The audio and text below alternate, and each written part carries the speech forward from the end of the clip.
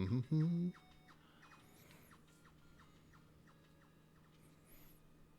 Hey, and welcome to another episode of Geek Bytes podcast, episode 73 of the podcast. I'm Ramon Mejia. And I'm the new daddy, Edgar Acosta. Absolutely correct. This guy just had a baby, and congratulations on having a part bringing a new life into the world. And thank you so much, everybody, for your thank yous, congratulations, way to go, all that. Thank you guys so much. My wife's doing great. Not as active as she can be because she did go C-section.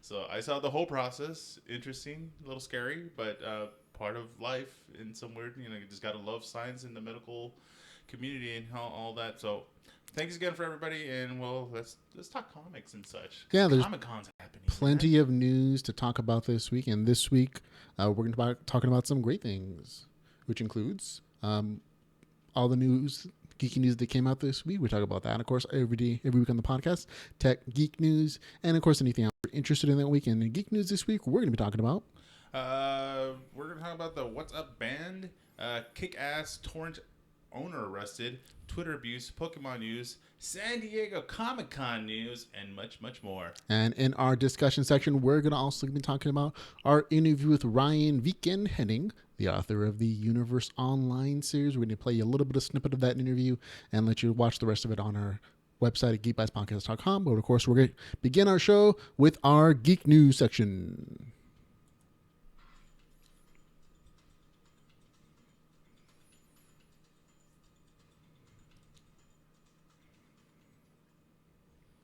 And our first story in our geek news section is going to begin with the What's Up banned in Brazil again. Tuesday, a judge in Brazil's Rio de Janeiro state had ordered WhatsApp blocked for failing to turn over data in a criminal case. WhatsApp insists that it does not have the data because of how its encryption works.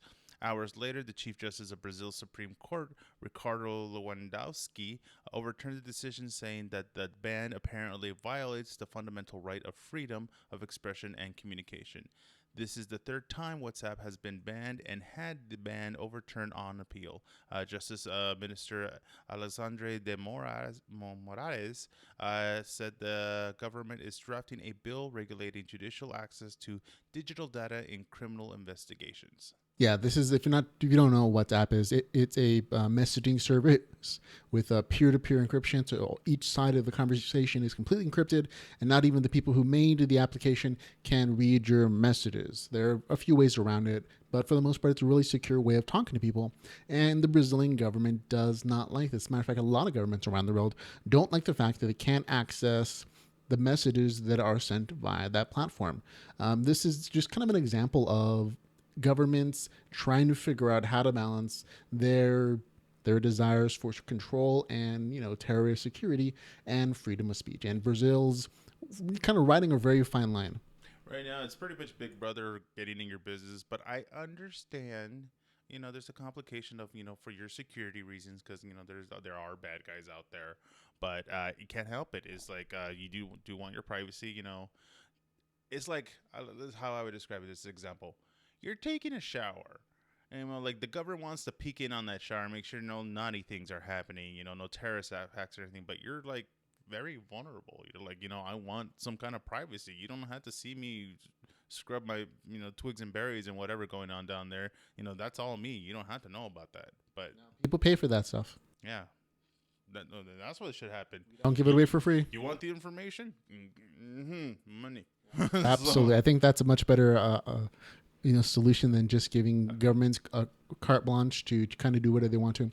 I do like the fact that the two sides of the Brazilian government are kind of contradicting each other. Like one particular judge keeps harassing WhatsApp about this, but the higher courts are literally hours later, the three different times this happened, saying, sorry, I don't know what you guys are doing down there, but this is not illegal. They can't give you information that they themselves don't have. So it's again that balancing act between government oversight and their desire for information on terrorists potentially.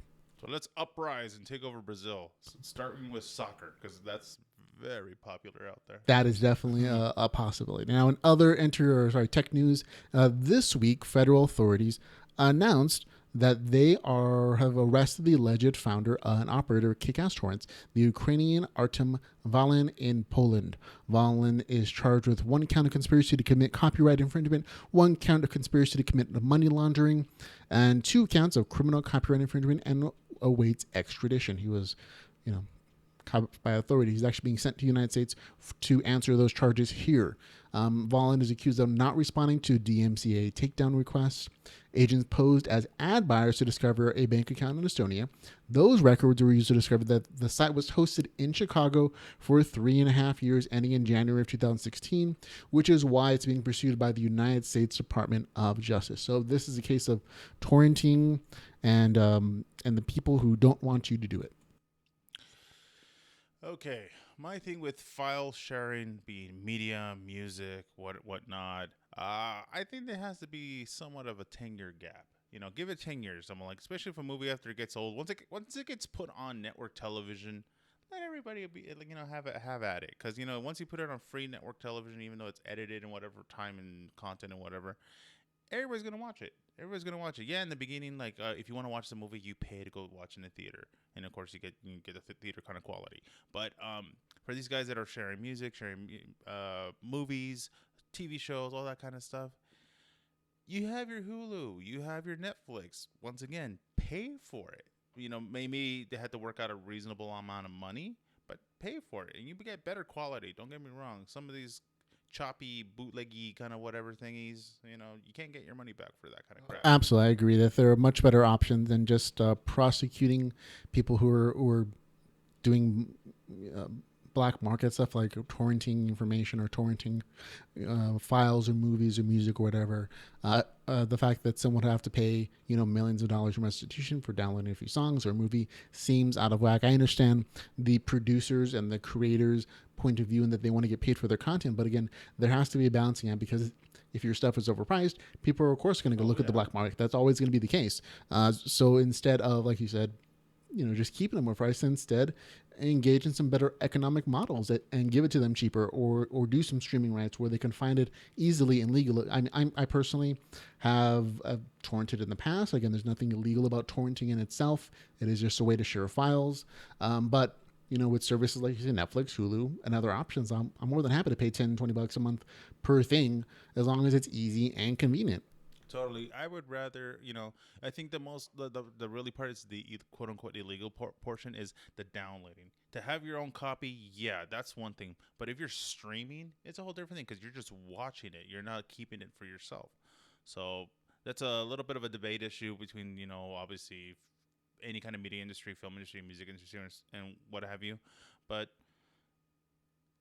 I don't know. Yeah, but I know a lot of people who are really just, kind of annoyed and sad that this has kind of happened. There are already copies of the site that are already up other places. So kickasstorrents is still in existence in other forms and other domain names. You'd have to go look for it, of course. But pirating is never going to go away. It's just going to be moved to different locations or to the dark web. So instead of wasting money fighting, ghosts essentially, just do some different economic model where you can make more money instead. I mean, that makes more sense to me, but that's just me as a consumer and also as a creator. The greed, man, the greed. All right, want me to get the other story? Which one's the next? Ghostbusters? Yeah, that's you, man. Ghostbusters. Haven't seen it. Heard some good stuff about it. But Ghostbusters star Leslie Jones quits Twitter over racist abuse. Man. Oh, you think times have changed. This week, Leslie Jones, the star of the rebooted Ghostbusters films, quit Twitter after receiving a flood of abusive tweets from people that were not pleased that women were in the main characters in the new Ghostbusters movie. The 48-year-old says that she's been sent tweets blaming her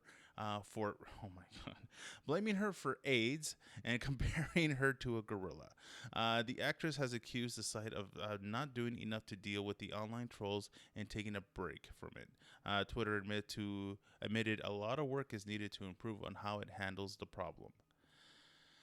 Yeah, man, this is not. I mean, this is trolling in general is not cool, but to go to such an extent as to harass a person who's just was in a movie, man. She just paid to make a role. She didn't write it. She didn't direct it. She's a good actress. She's funny. I saw the movie personally. I gave my review last week on the podcast when he was in here. But it was good. It was a good movie. I rated it between, it's not as good as Ghostbusters 1. It's a lot better than Ghostbusters 2, though. So it's a good film. What's your scale? Well, let's say 1 out of 5. I go with a 1 to 10, and I give it a 7. Okay, You know, Ghostbusters 1 was definitely a 9 Mm-hmm. to me. Ghostbusters 2 is a 6. This one comes in at a 7, 7.5 very easily. It's a good, funny film. You're going to see a lot of cameos from the original characters. Everyone makes an appearance except for the guy who is deceased. And even then, his image appears as a bust. Slammer makes an appearance. The Marshmallow Man.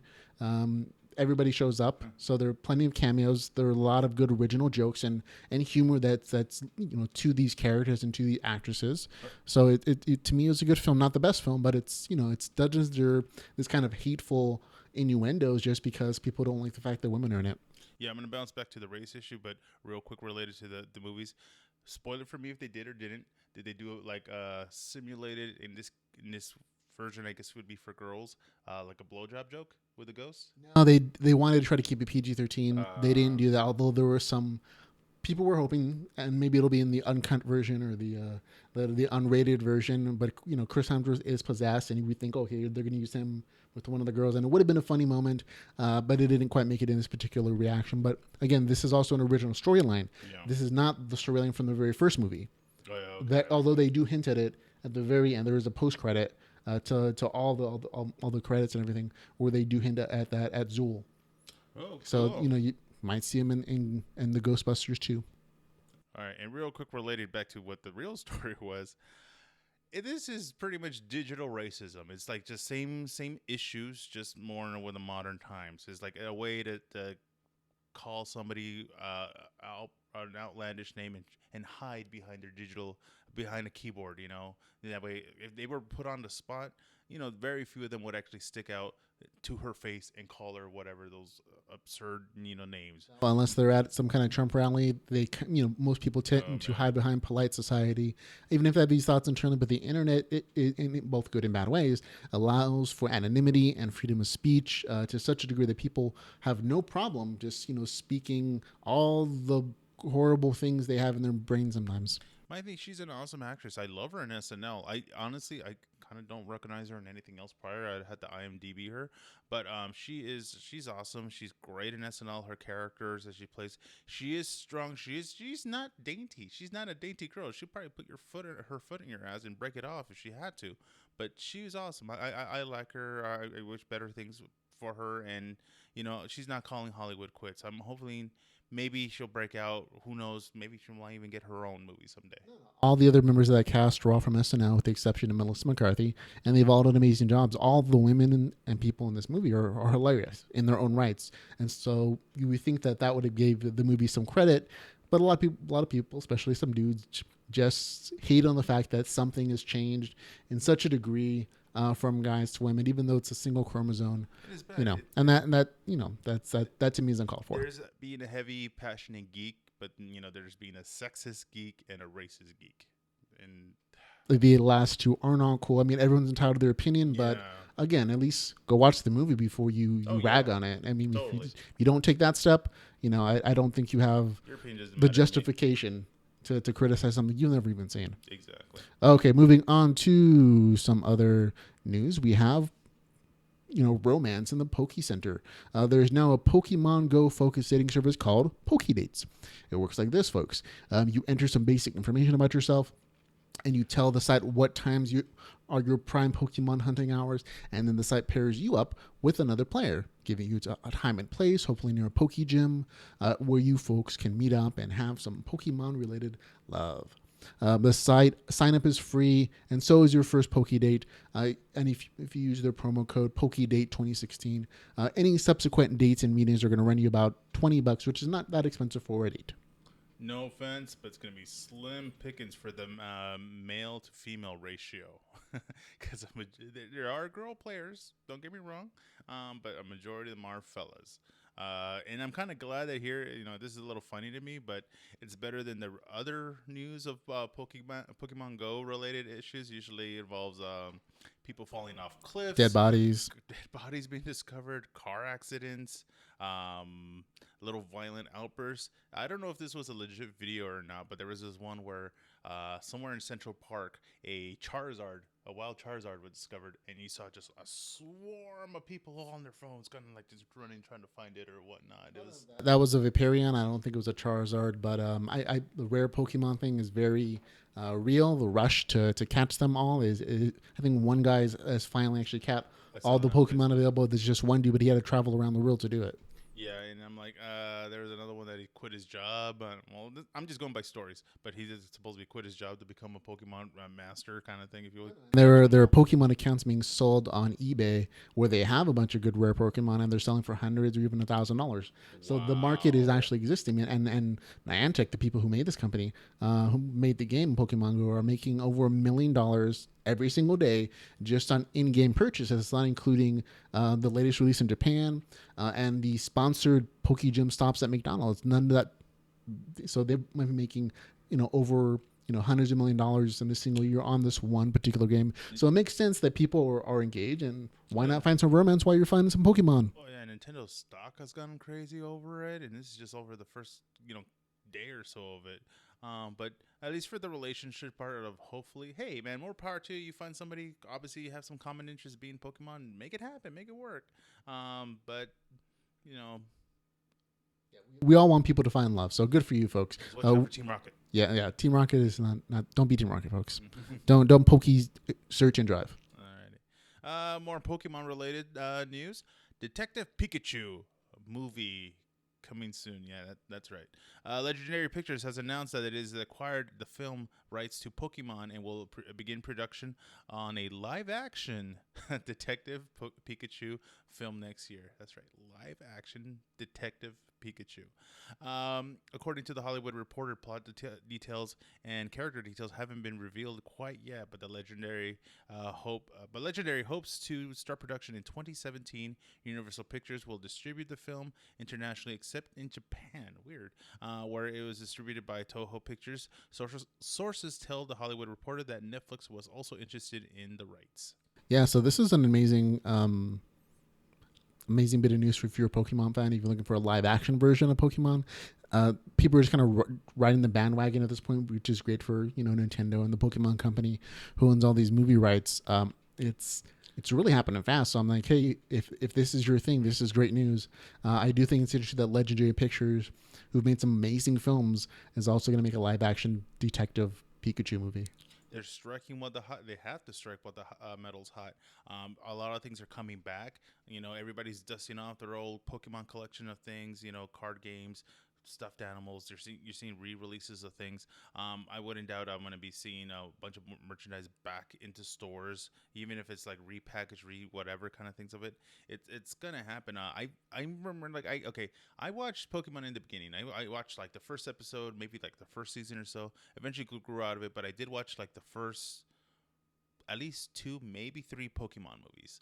And it was interesting, I was surprised. They actually hit you in there were some scenes where it literally tugged you right in the heartstrings where, like, they established a crazy definitely connection. Hit you with the nostalgia button on this game, and that's what they're using to make a bunch of money, and that's okay.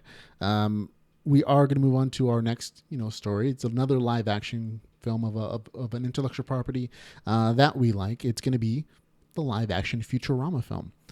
It's the good folks at Fanorama have produced one of the kind of creepiest and yet coolest fan films ever.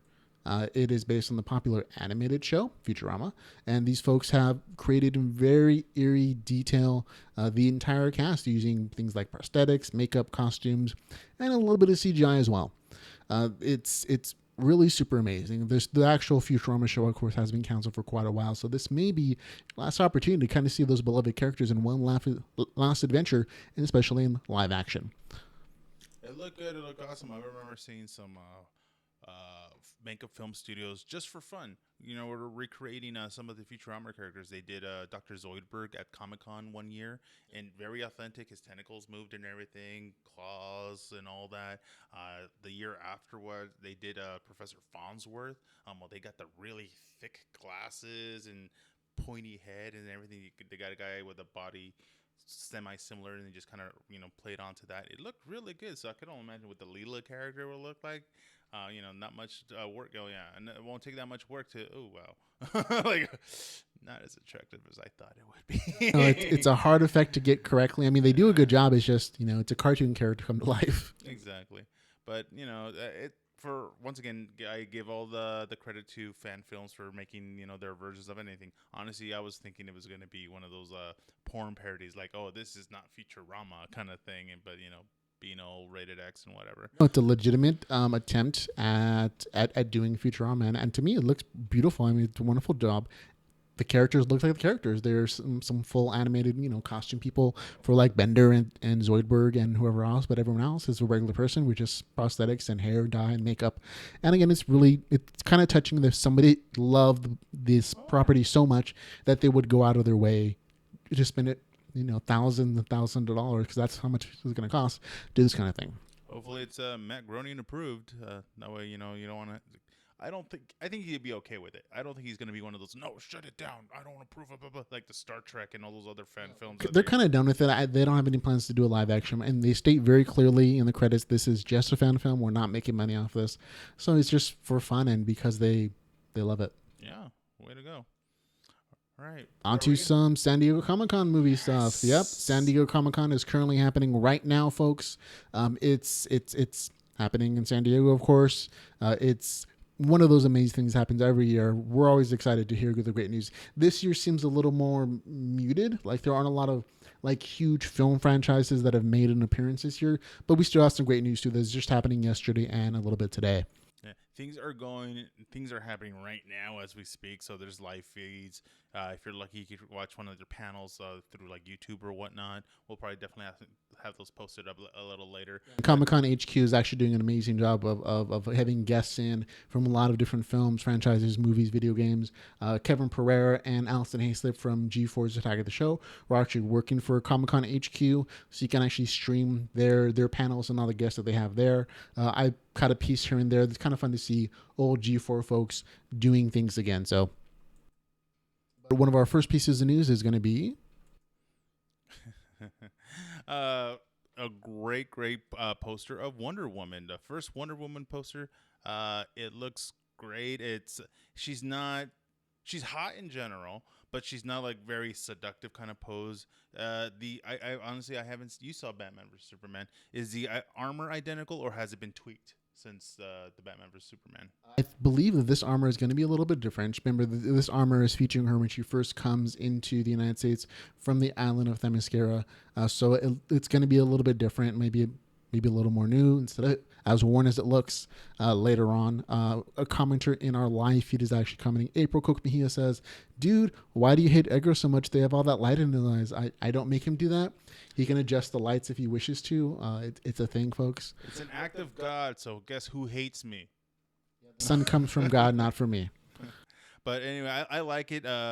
They of course try to make it as close to the comics for Wonder Woman. So don't expect the star patterns on her outfit, but it's very female gladiator-ish, almost Roman kind of look, because it is based more or less on Greek mythology. So I don't expect her to wear the what is it, the olive branch or olive whatever headpiece like Caesar or whatever. No, this is more like the newer version of Wonder Woman, where she has a sword in addition to the lasso of truth and her bracers that deflect bullets, all that good stuff. It's a really interesting pose. It's not super exciting. I mean, it's not like there's a new trailer or anything yet, but it is a nice poster that gives us a glimpse at her actual costume, and it gets people excited if you're looking forward to Wonder Woman. Yeah, we're gonna definitely look at that costume. Guaranteed, they're right now, that especially since Batman came out, you're going to see that costume out displayed, walked around amongst the cosplayers, but it's going to be an increase. I just don't know, to be honest with you, if they're probably going to have a somewhat censored version of it for the kiddies. The girls are going to want to dress up as Wonder Woman. Of course, the adult women want to get all sexy, but I don't know. Do you think, and this is just me now that I'm a parent, is it age appropriate for a girl to wear an outfit like that? I don't see any problem with any woman or girl wearing the things that they want to. It's this character is good for all ages. I know that your view is kind of skewed a little bit now that you're a dad of a little girl, so I get your change in viewpoint potentially, but 6 years of corsets, man. I don't know. I think it's more important that parents teach their children about what it means to be a woman and feminine and gender roles that you don't need to watch necessarily, and that I think the other characteristics of the character are more important, like being a strong female, being able to take care of yourself, independent. I think those characteristics really outweigh the skimpy outfit, which once again, parental views now. I parental got a whole views, different folks. Yeah, set of eyes for things now. It's a whole different meaning. But in anyway. Some other news, Netflix actually had a lot of great announcements. So yeah, there were some great reveals and some great trailers that came out. Daredevil season 3 is confirmed, so we know for sure that we're getting a Daredevil season 3. I mean, I don't think it'll be doubted with the success that it would be. But we are also getting, let's see, a Iron Fist. Actually, I'm sorry, Luke Cage is the first trailer they put out, and it looks pretty amazing. Luke Cage, it is a black man, iron skin, unbreakable skin, super strength to a degree, and he's in his neighborhood just kind of clearing out the bad guys. And it's a really great short trailer, but it does kind of show the different stylization between Daredevil, between Jessica Jones, and now Luke Cage. Go check out the trailer. We're gonna have in our show notes for the podcast if you want to look at it. But it's wonderful and fun, and you get to see some of the action stuff and the different way he's handling bad guys than Jessica Jones or Daredevil. Yeah, he's literally, since he's semi-invulnerable, he literally just goes into it. He does use a car door as like a battering ram and a semi-shield and everything, but he's just like, whatever, dude, whatever you got. I'm like, you can't really hurt me. But I'm more interested, of course, of he's not wearing not even a version of the yellow t-shirt or yellow top, kind of jeans. He doesn't have the chain or whatever on him. This is an origin story, so we're probably not going to see it till a little bit later, but you're right. He's looking in the trailer release, a hoodie, some pants, but eventually he does get some media recognition, and since he's kind of invulnerable, he might take that as an opportunity to to do some more public good publicly than maybe Daredevil does or Jessica Jones. Makes me wonder who his villain's gonna be, though, because obviously everybody had a bad guy. I wonder who his is gonna be. Probably the Man. Definitely could be the Man.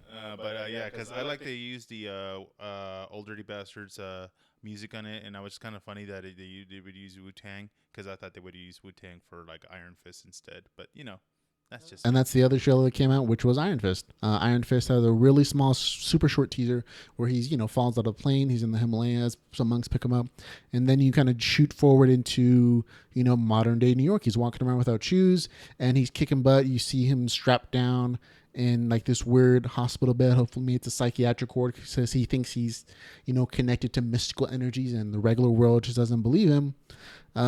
And that's all you kind of get. So you do see that there's more to the storyline than just a white guy who knows kung fu. Yeah, his look, obviously, he looks like he just came down from the mountains from his teachings or whatever, because he's all bearded and semi kind of really curly fro hair, almost kind of like mine, but dark blonde. But especially my thing is with Iron Fist. There's been very few characters in the Marvel universe, like especially that are mask-based looks. I wonder if he's gonna have the yellow bandana or a version of it, because his costume is usually like a semi-green jumpsuit with like open chest. He shows that little dragoness logo kind of thing, and of course the yellow bandana / mask combo. I think they're going to go with a mask at some point. Maybe not originally for again the opening reveal, but at some point, just like with Daredevil, his costume evolved. They're being really faithful to the comics and keeping them superheroes, which includes a costume. Jessica Jones and Luke Cage don't have costumes. They show their full faces. They're pretty out there, known to the world as superheroes, which kind of makes them targets and icons. And Iron Fist does not. He wears a mask. He comes from a super rich family, so maybe that has something to do like the Bruce Wayne Batman persona, where he needs to keep the two separately to keep funding to superheroes or something. But I believe they're going to go with a mask. And before we talk about the next teaser, I'm hoping they do they have to do a union between Luke Cage and Iron Fist, because they become the Heroes for Hire. Because Heroes for Hire is first before it becomes the Defenders. Yeah, there's also, of course, a trailer for the Defenders. We're not going to show it. It's literally like 30 seconds long, and they don't actually show anything. They just show the title of the Defenders. You can catch it on YouTube or in our show notes if you really want to watch it. But you have to have everybody come together. So I think at the end of Luke Cage, you're going to get an introduction to Iron Fist. or at least the person who plays the Iron Fist, and they're going to at least meet and talk, just like Jessica Jones introduced Luke Cage, and Daredevil's kind of hinting at everybody else. Oh yeah, I could already see the figures lined up, the 4-pack of them. It's gonna be good. And then it might same thing with Iron Fist, same thing that I talked about with Luke Cage. I wonder who Iron Fist's villain's gonna be. There are some rumors about Mystifio, some other characters that are pretty out there. So we don't know. We'll find out soon enough. Maybe they'll announce it later at San Diego Comic-Con. Yet you still have the rest of the weekend to do so. But Netflix announced one more great, amazing thing that I think I liked, and you liked it too. Oh, yeah. What was that, man? Voltron. Yeah, Voltron. Oh my God, Voltron's second season was announced. They showed a little bit to the convention goers, and they actually said that they're going to be premiering it this fall, 2016. So you only have a couple months to wait for the next season of Voltron. I love the first season personally. It was so good. I want the toys. They did do I think I talked about it before, a Sideshow collectible, I think, statue of this version of Voltron, up in the thousands of dollars, which I didn't have that kind of money to burn. But hopefully this toy series comes out hopefully soon, because it is amazing looking. The amount of detail they did on it, the CG work for the transformation of becoming the robot from the Lions, it's great. And maybe we'll eventually, depending on the storyline, if they'll finally make Princess Aurora one of the pilots. And we'll see, because I like the main guy, the Sven character, but it makes me wonder if they're going to go the route of the cartoon and other. I don't know. I don't know. I don't think they killed him off, but he disappeared eventually somehow. Yeah, I mean, actually, we don't know how it's going to go. The show's really good, though. It has that feel of Avatar, Airbender, or the second Avatar film, series, Korra, because they're made from the same kind of directors and producers and animators. But it's in its own right, it's still fun and entertaining, and I encourage you to watch if you haven't seen it yet. But that's going to be it for our news from Comic-Con. Unfortunately, it's only been a day or so we're going to come out with some more news next week for you. Any fun announcements? But again, so far it feels like it's a little bit emptier and with less announcements than it has been in the years past. Maybe that's just the movie industry's kind of pulling away a little bit. But if anything else comes up, we'll definitely let you know, folks. It's all a matter of what you're a fan of. With me, I'm about the collectibles, which I've seen a couple things. They look pretty awesome. Marvel, Transformers, all that. I'm just waiting for, of course, more Marvel. Obviously, if you guys know, set your calendar. You're set for the next 10 years of movies. Now it's just a matter right now in the process. What's being recorded film right now that we know. Guardians of the Galaxy, Doctor Strange is coming out this year. Rogue One's coming out this year. God, what is the other one? Doctor Strange, Guardians of the Galaxy, Rogue One. A lot of producers and movie producers are doing their own conventions. Like Disney does his own convention now. Marvel might be doing their own conventions since they're owned by Disney as well. So that's probably why you're not seeing quite as much from them at San Diego Comic-Con this year. Maybe they're going to do something surprising today or tomorrow or Sunday. But I highly doubt it. There have been some good announcements like for Netflix, but we're going to have to wait and see. But that's going to be the end of our Geek News section, folks. 2 more days. If you like the podcast and want to support us, you can find out all the ways to do so at geekbytespodcast.com/support. And we're going to move on to our discussion section.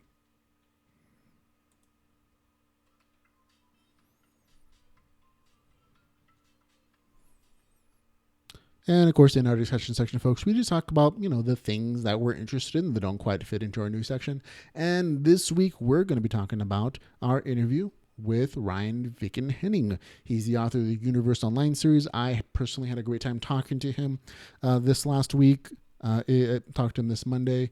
We talked a ton about, his books, the things that he enjoys, why he got into writing. He actually got a little bit personal in talking about himself and, the things he went through as a teenager and how it inspired him to put his emotions and his thoughts on paper. And he writes some amazing lit RPG stories. So I encourage you to go check it out. But we're going to play you a bit of that interview, and you can, of course, catch the full interview at geekbytespodcast.com, along with our lit RPG recommendation page, where we give you over 100 series recommendations in the genre. It's a relatively new genre, but these are all amazing stories, and we encourage you to go check them out if you're into that kind of gaming, video game, fantasy story kind of genre. But here is the interview. I hope.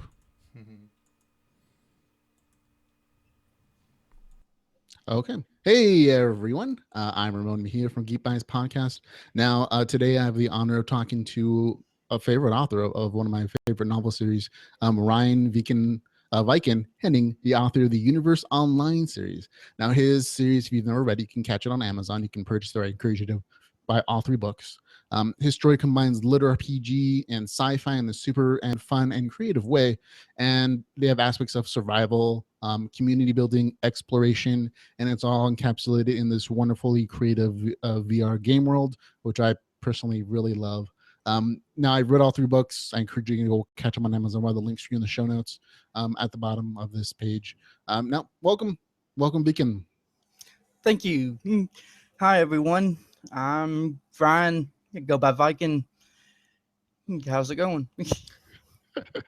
You can tell I don't do this a lot. No, it's absolutely great. I don't think anybody generally does interviews a lot unless you're a professional media person. So it's absolutely cool. I love to have wonderful guests like you on, man. I appreciate you taking the time out of your day to come and visit. Yeah, no problem.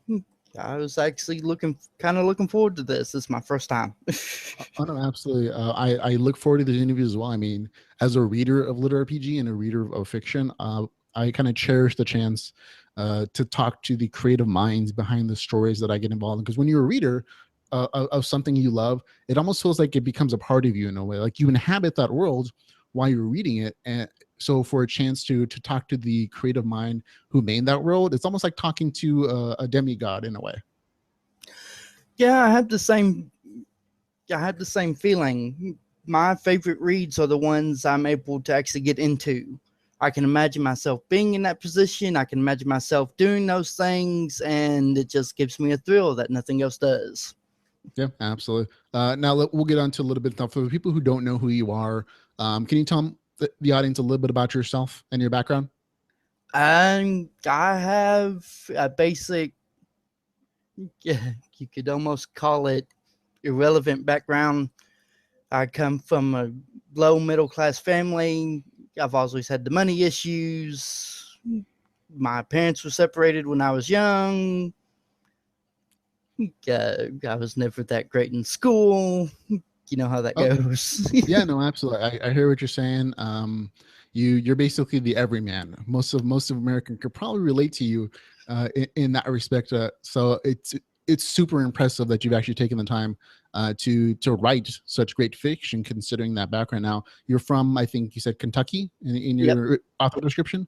So you're kind of like an everyday man. Are you a professional writer? Do you have a like professional degree in writing at all? Oh no, I don't have any degree. I have a GED, which is saying something, especially around here.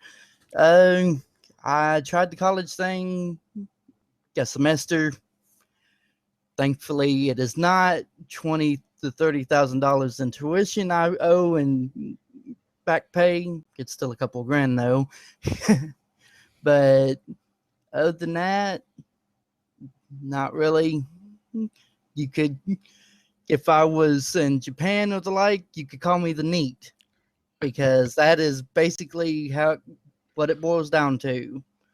No, man, I completely understand where you're coming from. I'm kind of a NEET myself. I work part of the year, several part-time jobs myself, and I do this, and I write for a website. I have a podcast, and that's my creative outlet. But for the most part, I can really feel you, man. That it's, sometimes it seems like the writing part is the most fulfilling and interesting part of my life sometimes, and so I get you. Yep. For me, the writing part is the outlet. The outlet. You could say I'm the world's biggest consumer. I've read series and series. I've watched TV and anime. I've consumed so much stuff that when it came right down to it, I just needed something before I went boom, Oh no, I get you, man. I mean, I'm a huge anime consumer reader as well. I'm not the biggest, and I think some guys in our Facebook group on the Little RPG Facebook group will kind of argue it for the title for the biggest Little RPG consumer. But I get what you're saying. Sometimes you take in so much, and it's so much great world building in your brain that you got to put it out somewhere or explode. And you took that step though, so that's a huge step. And I'm always happy to see people take that creative step and write. Now, speaking of the things that you have actually written, tell us a little bit about your books. And you have 3 of them in the Universe Online series: Enter the Game Part 1, Enter the Game Part 2, and Rise of Rex. Can you tell us a little bit about those stories? Well, the truth of it is that there's actually only 2. Volume 1 is Enter the Game. When I first started publishing them, I was doing all the editing and stuff myself. And of course, you're using the tables and you have all the math and everything. So getting it put up on Amazon, it was far easier just to split the volume basically right down the middle, which is where the part 1 and 2 came from. And for volume 2, I've basically continued to practice because it was far easier on me, which is saying something because I'm still late in getting the next one out. No, I hear you. Sometimes you got to break up your work. And I think that's been the advice from other writers that we've talked to, is that if it seems like too big of a thing to publish and edit all at once, break it into smaller consumable chunks.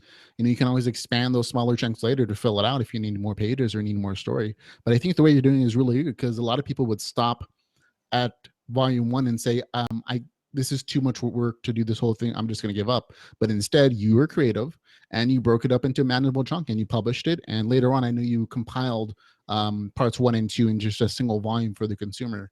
But you got it out there, and I think that's the really, really important about.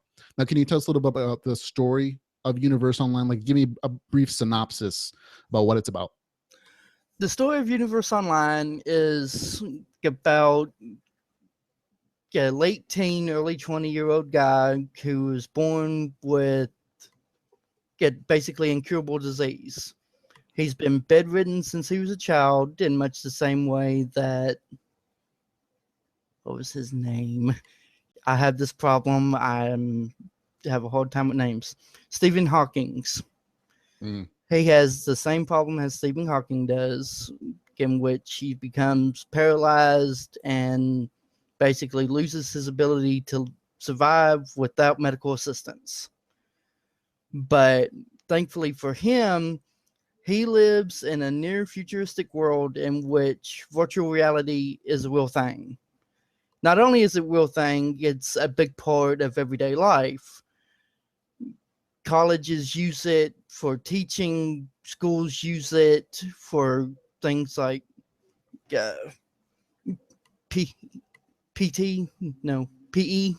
So the virtual world is a little more like Ready Player One, where it's everywhere and everybody uses it all the time, right? Yeah, it is the primary way that people connect to the information online, basically. No longer do they run around with cell phones. Guess isn't part of the books yet, but they're actually like handheld devices and wrist devices, like wrist computers, that allow them to log into their virtual accounts. Oh, nice. So, well, we got a nice little exclusive there from your former world. Now, so how does your main character, Alec Wren, in the beginning, come into contact with the virtual reality world, Universe Online? That's actually quite a bit in depth. Alec Wren has spent most of his life living inside of virtual worlds, playing these games. Everything from other sci-fi genres to sword and sorcery, the Middle Ages, even some interesting world builders like the strategy games that you'd find on your browser, which have been turned into virtual worlds of their own, where you're basically playing God and moving pieces around. He's done a bunch of that. He's done it so much, in fact, that he's become a quote-unquote expert on it. He has degrees in it, basically. And these companies come to him as an outside consultant. At the start of the books, you're given a look into the beta testing for Universe Online.